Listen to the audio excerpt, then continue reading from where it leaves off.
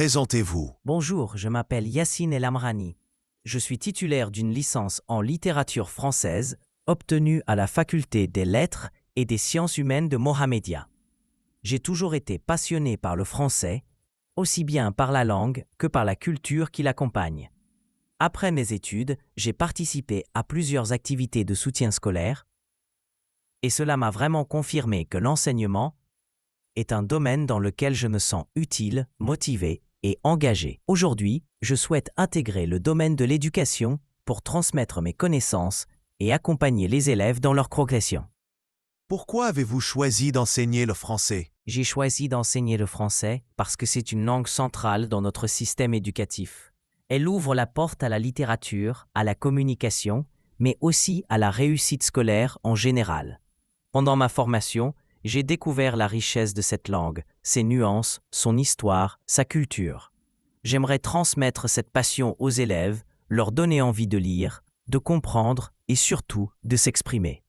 Pour moi, enseigner le français, c'est donner aux élèves un outil pour penser, pour argumenter et pour s'ouvrir sur le monde. Qu'est-ce que la pédagogie pour vous? Pour moi, la pédagogie, c'est avant tout la manière dont on organise les apprentissages pour que chaque élève puisse progresser. Ce n'est pas seulement expliquer une leçon, c'est réfléchir aux besoins des élèves, choisir les bonnes activités, poser les bonnes questions et créer un climat de confiance. La pédagogie, c'est adapter sa manière d'enseigner pour que les élèves puissent réellement comprendre, pratiquer et avancer. Quelle est la différence entre pédagogie et didactique? Je dirais que la pédagogie concerne la façon d'enseigner, l'encadrement, la gestion de classe, la relation avec les élèves.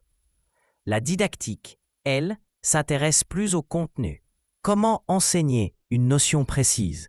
Par exemple, le texte narratif, la conjugaison, la lecture, donc la logique interne de la discipline. Comment préparez-vous une séance de français?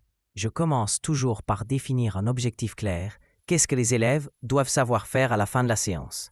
Ensuite, je choisis un support adapté, un texte, une image, un extrait vidéo. Puis je prépare une progression, une mise en situation pour capter l'attention, une découverte guidée, une explication claire, des exercices pratiques et enfin, une petite évaluation pour vérifier la compréhension. Je veille aussi à varier les activités pour maintenir l'intérêt des élèves. Qu'est-ce que la pédagogie différenciée? La pédagogie différenciée, c'est l'idée que tous les élèves n'apprennent pas de la même manière ni au même rythme. Donc, je dois adapter mes activités, proposer plusieurs niveaux d'exercice, mettre certains élèves en binôme, donner plus de soutien à ceux qui en ont besoin et proposer des défis à ceux qui avancent vite. L'objectif, c'est que chacun progresse selon ses capacités. Que faites-vous si les élèves n'ont pas compris la leçon? Dans ce cas, je reviens sur la notion autrement. Je reformule, je donne un autre exemple. J'utilise un support différent où je fais travailler les élèves en groupe. L'idée est de trouver quel est l'obstacle et de le traiter sans décourager les élèves. Je peux aussi prévoir une séance de révision ciblée. Comment gérez-vous un élève perturbateur? Je garde toujours mon calme et je commence par rappeler les règles. Si le comportement continue, j'essaie de comprendre la raison en parlant avec l'élève individuellement. Souvent, un élève perturbateur a besoin d'attention ou de responsabilité. Je peux lui donner une tâche, l'impliquer dans le déroulement du cours. Si nécessaire, j'applique les mesures disciplinaires prévues, mais toujours avec respect. Comment instaurer un climat de confiance? En respectant les élèves, en les écoutant, en valorisant leurs efforts et en montrant que l'erreur est normale. J'instaure aussi des règles claires dès le début. Quand les élèves sentent qu'ils sont respectés, ils respectent aussi le cadre que je pose. Comment gérez-vous une classe hétérogène? En utilisant des activités variées, en formant des groupes de travail, en proposant des exercices adaptés à chaque niveau et en utilisant le tutorat entre élèves. L'objectif est que chacun trouve sa place et puisse progresser. Un parent conteste votre méthode. Comment réagissez-vous? Je l'écoute attentivement. Je lui montre que je comprends sa préoccupation. Ensuite, j'explique calmement les objectifs pédagogiques et les bénéfices de ma méthode.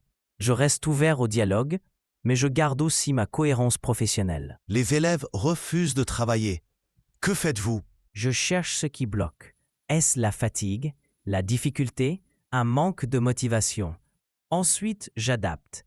Activités plus courtes, travail en groupe, jeux pédagogiques, et je rappelle les règles de manière ferme mais juste. Vous avez un élève très fort et un autre très faible. Comment faites-vous?